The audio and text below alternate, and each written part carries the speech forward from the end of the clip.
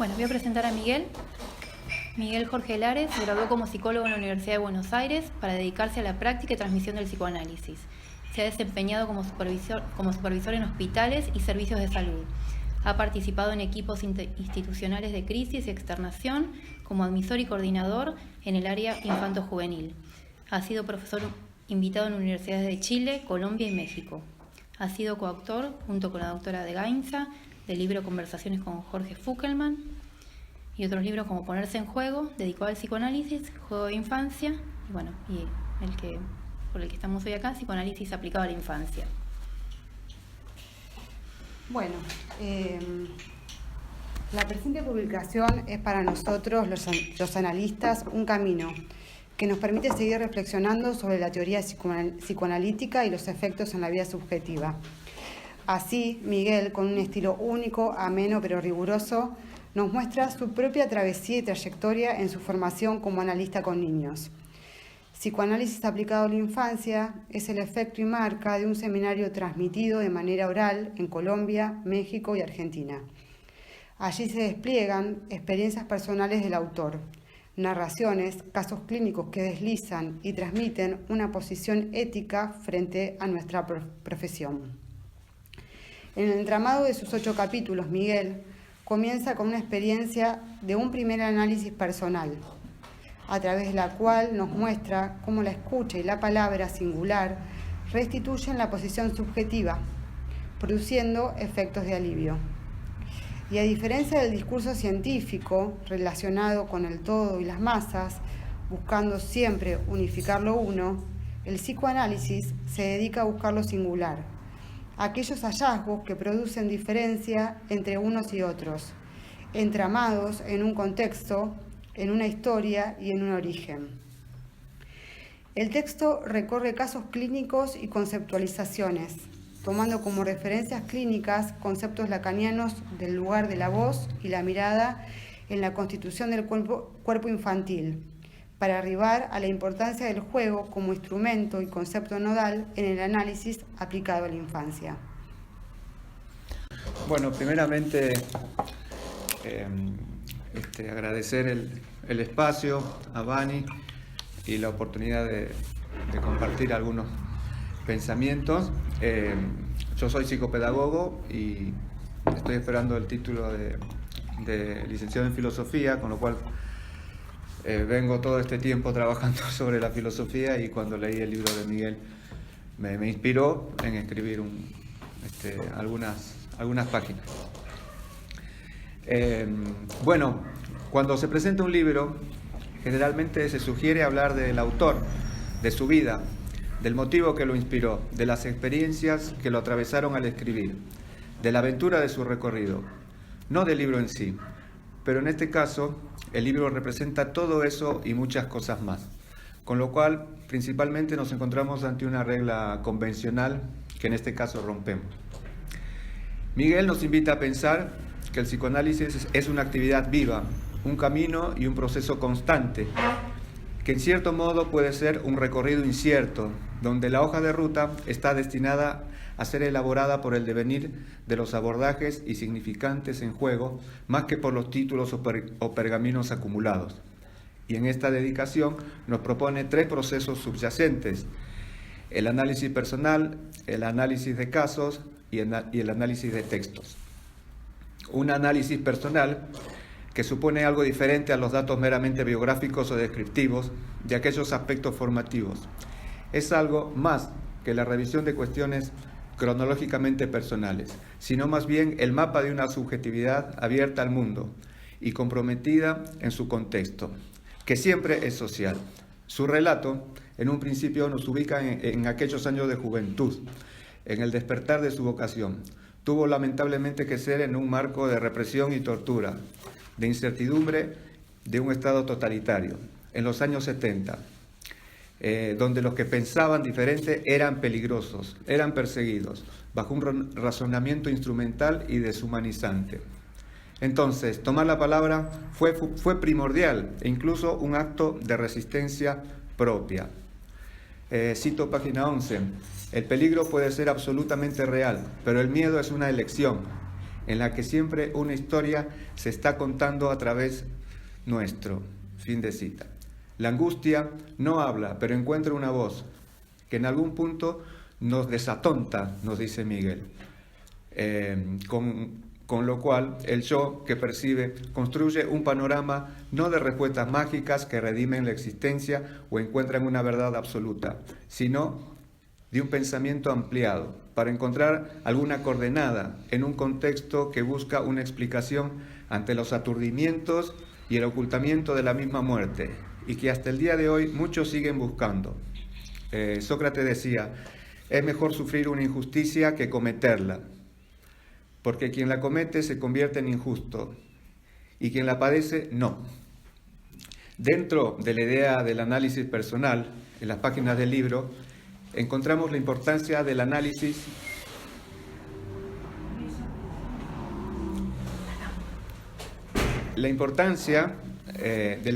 de los adultos para ahorrarnos, según Freud, padecimientos hacia la infancia. Desde la ética somos responsables de lo que hacemos con los niños. A partir de compartir los espacios de supervisión donde contamos historias de otros, aparece este criterio de ver qué nos sucede a nosotros como analistas en el campo de la transferencia, qué se nos juega, qué tensiones se mueven inconscientemente. No quedamos fuera de ello. La objetividad a veces se diluye para florecer nuestras falencias y vacíos, prejuicios y resistencias en configuraciones de sujetos en las que percibimos en su problemática algo fuerte que nos desborda. Escuchar y desanudar es una labor también propia que nos lleva a un saber inconsciente, el saber en falta, lejos de lo omnicomprensivo, ¿no? Esto se articula con, cito página 21, nuestra particularidad,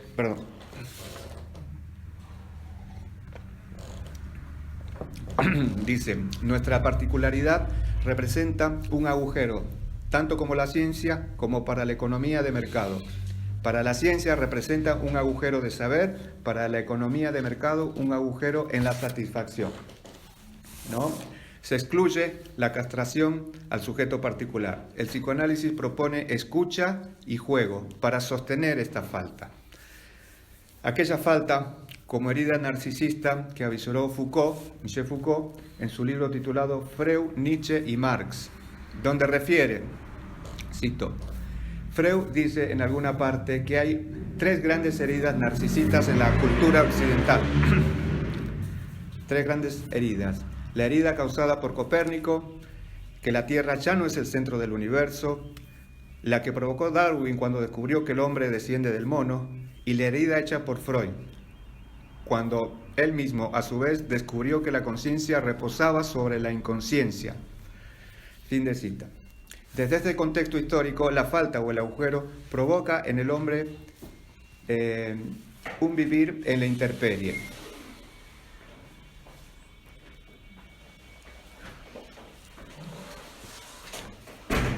Que habrá que asumirla. Por lo tanto, necesita dar sentido desde sí mismo. Y esto no lo cubre la posesión de bienes. La relación con los objetos de la que nos habla Miguel, al decirnos en sus palabras que ahuyentan la poesía. Pero también, como decía Martin Heidegger, el hombre se ha entregado al mundo de los objetos, olvidando al ser, adoptando un pensamiento instrumentalizado en la conquista de las cosas.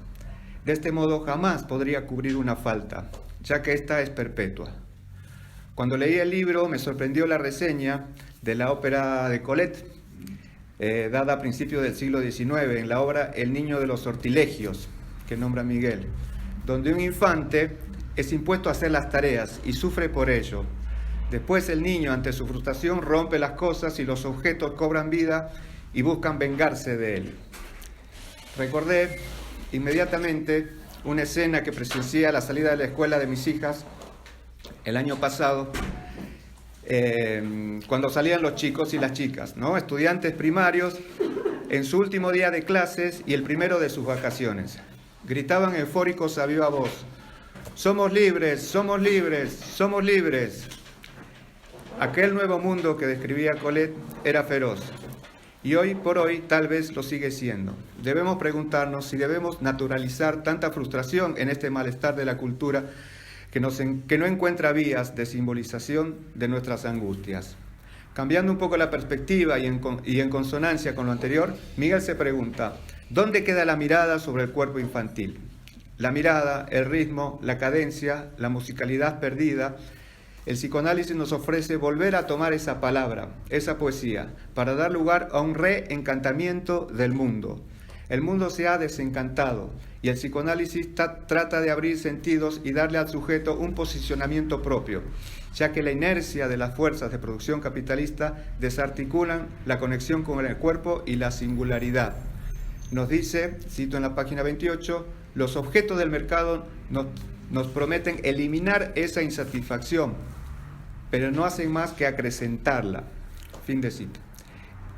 Esta forma de vida nos desapropia de nosotros mismos. Nuestras experiencias se debilitan, las narraciones se empobrecen.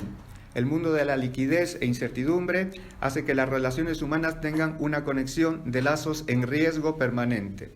Somos reemplazables, descartables. Acá Miguel nos señala que la infancia está en riesgo si es que los adultos no podemos tramitar nuestras propias problemáticas.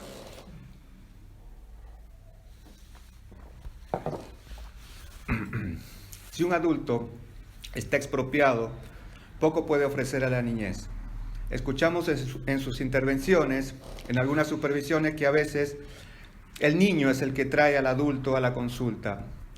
El niño es síntoma de una trama familiar inscrita en un contexto social. Siendo el trabajo clínico, es muy interesante pensar el abordaje desde muchas perspectivas frente a una misma problemática, como nos indica la experiencia de interpretar que frente a un síntoma, por ejemplo el de no poder dormir, se pueden atribuir varias explicaciones y sentidos. Por ejemplo, el niño que no duerme porque hay duendes, en una experiencia de Miguel que tuve en un viaje a Bolivia, donde la comunidad interviene con rituales ancestrales para solucionar el problema del sueño. Otros se posicionan del lado de las intervenciones médico-farmacológicas y explicaciones netamente orgánicas, donde la ciencia y el discurso de los padres buscan resolver el problema desde lo biológico. Y así se los ve deambulando con carpetas de estudio por varios especialistas. Entonces nos preguntamos, ¿dónde queda la palabra, la escucha, el relato de los padres que moldean a ese niño, que se inscribe en una red de relaciones familiares y vinculares? Tal vez aparezca en algún caso, como nos pone en un ejemplo, pensar que un niño quiera despabilar a los papás de algo, despertarlos de algo que no pueden ver, ya que ante alguna tragedia o circunstancia, y si el lenguaje no funciona, hay que poner el cuerpo. Otro de los tópicos que trabaja en el libro es el de la sexualidad y la muerte. Nos deja otra vez en falta. Aún con la explicación que nos puede tranquilizar la ciencia y la religión, no podemos metabolizar por completo aquella falta. En su palabra hay un saber agujereado. El capítulo 7 se llama El llamado de la música. Aquí aparece el cuerpo como receptor del contexto, de los ritmos y las cadencias que antes nombramos. El bebé no es indiferente a la sonata familiar. La voz sostiene al bebé. El movimiento y la rítmica lo envuelven en un lenguaje vincular y sensorial de caricias, miradas, canciones. Sabemos que al cuarto mes, en el vientre, el bebé escucha, y los pasos de la madre que lo tranquilizan después se convertirán en la acción de mecer. Y en esta nueva relación no hay una mirada ni una voz omnipotente. Si no vuelve a aparecer la falta, la castración, oportunamente Miguel nos trae la frase del escritor Kingnar. ¿Sí? Todo niño es lo desconocido del nacimiento. Hay un límite, un más allá y un más acá. En la dimensión de la infancia corresponde el juego, y en la relación que no es juego es el del saber y la verdad. Por último, debemos ponderar la frase que emana del libro que dice que que la infancia queda resguardada en el espacio del juego, donde la sexualidad y la muerte pertenecen al mundo de los adultos. Los niños necesitan un velo de protección ante lo inasimilable. De aquí la responsabilidad de cuidarlos y evitar conscientemente no exponerlos a situaciones que podrían ser traumáticas. Las manchas de una niña nos cuentan, en otro ejemplo, que pueden funcionar de velo ante la imposibilidad de una mirada y funciona en el agujero de la escena. Respecto a esto, yo lo relacioné con un artículo de Perla Selanovich que se llama Contra el desamparo, que está en internet, lo pueden buscar, es muy bonito, y ella dice lo siguiente respecto a este velo, que en realidad ella propone un velo a la infancia. Dice: en esta perspectiva nos lleva a la necesidad de poner siempre por delante la vulnerabilidad del niño, entendiendo que no es equiparable a la del adulto. Pensar esta condición particular de vulnerabilidad en la infancia es reconocer que el aparato psíquico del sujeto infantil está en constitución, que requiere de ciertas condiciones para poder poner la realidad en sus propios términos, para poder arreglárselas con ella, para poder soportarla, condiciones que le permitan poner distancia para ordenarla, para otorgarle sentido. Si hay pura realidad, y más aún cuando ésta se presenta despiadada y no hay posibilidad de significarla, corre el riesgo de que la vulnerabilidad se imponga, se conmocione de tal manera al sujeto que dificulte seriamente el ingreso de estos chicos desprovistos de un adulto en el universo de la cultura. Fin de cita. Ella, Perla Selanovich, habla de un velo que protege, ¿no? Como en la película de La vida es bella de Roberto Benigni, donde el niño en un campo de concentración nazi es cuidado, ¿no? Mediante el juego para cubrirlo de la realidad cruda, ¿no? Lo protege de ser arrasado, ¿sí? Lares propone que el juego, en tanto juego, no se parece a lo real. En la realidad, la muerte nos paraliza, nos angustia, nos aturde. El juego no. Como bien nos señala en un ejemplo de un hijo que traía una escena lúdica a la familia, de un familiar que murió, el padre estaba angustiado porque el niño traía la escena del familiar muerto, ¿no? Y al ver al niño jugando no podía comprenderlo, lo que el niño hacía. Algunas veces incluso en el juego se rompe la misma lógica. Yo tuve una profesora, Alicia Fernández, que decía lo siguiente, ¿no? Que los chicos en su lenguaje dicen: dale, juguemos, tiempo presente, vamos a jugar, futuro, a que yo era, pasado, un héroe que viene del más allá. ¿De qué más allá? Se rompen las coordenadas. Entonces, hay una particularidad de estructuración del mundo, y en esa dimensión de juego, como entramado polisémico, decía el filósofo Wittgenstein, respecto a analizar la palabra juego, ¿no? Él decía que no se puede encontrar nada común entre los juegos, es decir, los que requieren destreza física no se parecen a los juegos lógicos. Los juegos dramáticos no tienen competencia, ¿no? Como en otros. Hay juegos de azar donde la sorpresa está latente, y en otros juegos no hay azar ni sorpresa, no está permitido. Hay juegos donde es válido reírse mucho, y en otros no, porque hay mucha solemnidad, como en el ajedrez. No hay nada que los une en una esencia, pero entre todos ellos hay un parecido de familia, como los diferentes usos que hacemos del lenguaje. Son juegos porque se parecen entre sí. Y me atrevo a pensar que frente a un hecho en el espacio de juego, las interpretaciones nos encuentran dentro del mismo. Y el desafío de pensar nos suscita redoblar su apuesta. Miguel nos introduce a este tipo de pensamientos, y bueno, pongo al final que hay una anécdota que no la voy a espolear, de una patada en el trasero, que seguramente Miguel nos las va a contar. Además de agradecerle toda el trabajo en terapia para ayudarnos a todos a tener más recursos. ¿Sí? Así que Es todo eso. Muchas gracias.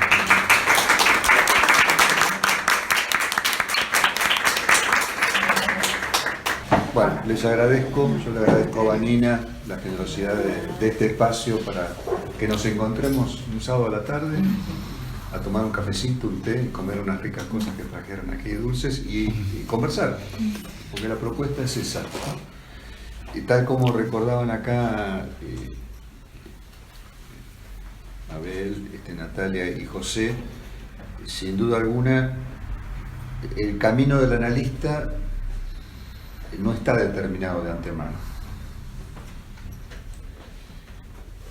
Es un camino que se va escribiendo, pero sí hay algunas indicaciones respecto de 3 mojones que señalizan el camino de quien quiere dedicarse al psicoanálisis. Y esos son el análisis personal, el estudio de casos y la lectura de textos. Y yo agregaría un cuarto enlace ahí, que es esto, el encuentro entre colegas, que hoy más que nunca ese encuentro nos reencanta la tarea, vuelve a encantar una tarea que para nosotros muchas veces está desangelada y es árida.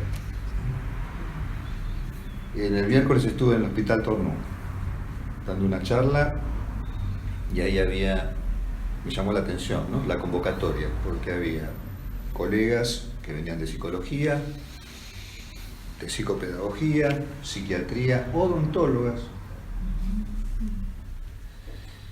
y musicoterapeutas. Y ahí lo que estuvimos conversando es que efectivamente, quizás como en ningún otro momento de la historia, los centros de salud, los centros judiciales y los educativos son los que están recibiendo el impacto de los efectos que recaen sobre los sujetos en este momento de ciertas situaciones de exclusión que se originan en los discursos dominantes. Y yo ya hablé en el hospital, hablé de la guerra, porque en el 2020 realizamos una actividad con un profesor de historia que se llamó justamente Pensar la guerra. En ese momento tan especial, lo recuerdan, junio del 2020, ¿dónde estábamos todos? En casa. Guardados. Aislados. Fue en ese momento que me comunico con una amiga brasilera, una profesora de lenguas que vive en Sao Paulo, que se llama Zenaide, y le pregunto a Zenaide cómo están las cosas en Sao Paulo, porque nos llegaban noticias de Brasil inquietantes. Y Zenaide me dice: Miguel, tengo la impresión de que estamos al borde de una guerra civil, en junio del 2020. Seguimos conversando con Zenaide y hacia el final yo le pregunto: pero Zenaide, ¿hay alguna manifestación en Sao Paulo, en la calle, de la gente? Porque vieron que en Brasil en ese momento había mayor libertad para moverse, no había medidas de aislamiento, ¿no? Digo, ¿hay alguna protesta? ¿La gente está saliendo a manifestarse? Y Zenaide dice: no, no pasa nada. Entonces me quedé con esta formulación paradójica, que la bauticé la paradoja de Zenaide, que es: estamos al borde de la guerra civil y no pasa nada. Y hablando con este profesor de historia, que es mi hermano, se llama Claudio, él me dijo: ¿sabes lo que pasa, Miguel? En realidad esa formulación de Zenaide se puede extender globalmente, de que nosotros quizás después de la Segunda Guerra Mundial vivimos bajo la ilusión de la paz, pero comenzó la Guerra Fría. Entonces también ahí no pasaba nada y estábamos al borde permanente de una guerra. Y viene a ocurrir que en realidad ya no es la Gran Guerra, ya no es la Primera Guerra Mundial, la guerra de trincheras, la de infantería. Se trata de otro concepto de guerra y de paz. de pequeñas guerras, dentro de los estados, entre los estados, en cada ciudad, en cada barrio, en cada calle y a veces en cada familia.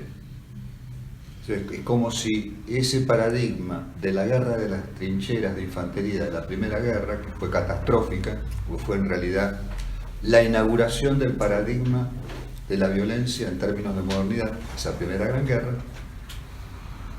Y yo pienso mucho en esa guerra porque me parece que nos permite reflexionar sobre lo que está pasando actualmente, porque podríamos suponer que esa guerra de trincheras se ha extendido y forma parte de nuestra vida cotidiana.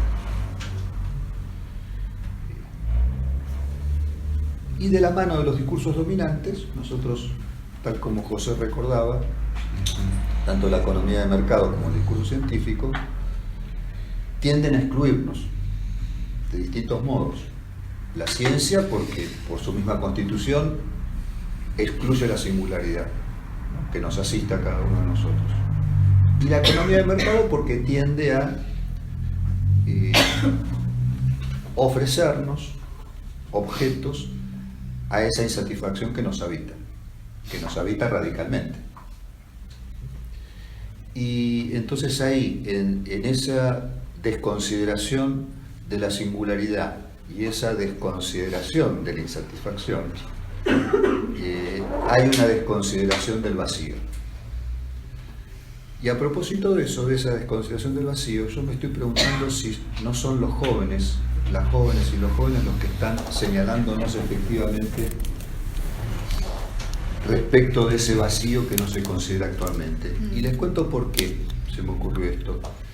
El año pasado pude viajar, después de la pandemia, a Colombia, donde tenía una actividad programada, en Barranquilla. Y ahí conversar con una colega que forma parte de un organismo oficial, que tiene defensorías y un área de adopción, y que se encarga del resguardo de los derechos de la infancia, de la adolescencia y la familia. Entonces, esta colega, justamente en septiembre, el 23 de septiembre, vamos a estar en la casa de Luciana presentando un libro que escribimos con esta colega colombiana. Ya los invitamos desde acá a que vengan a visitarnos ese día. Liliana Paut se llama. Liliana me dice: ¿sabes, Miguel, que acá en Barranquilla hay una corporación que se llama Viva y que es la que administra y gerencia los shoppings? Y en Barranquilla hay muchos shoppings, pero en demasía.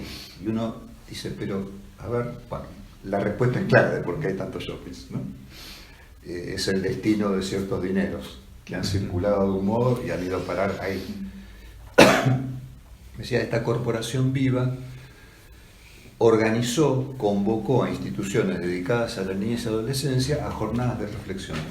Claro, ¿por qué? ¿Por qué?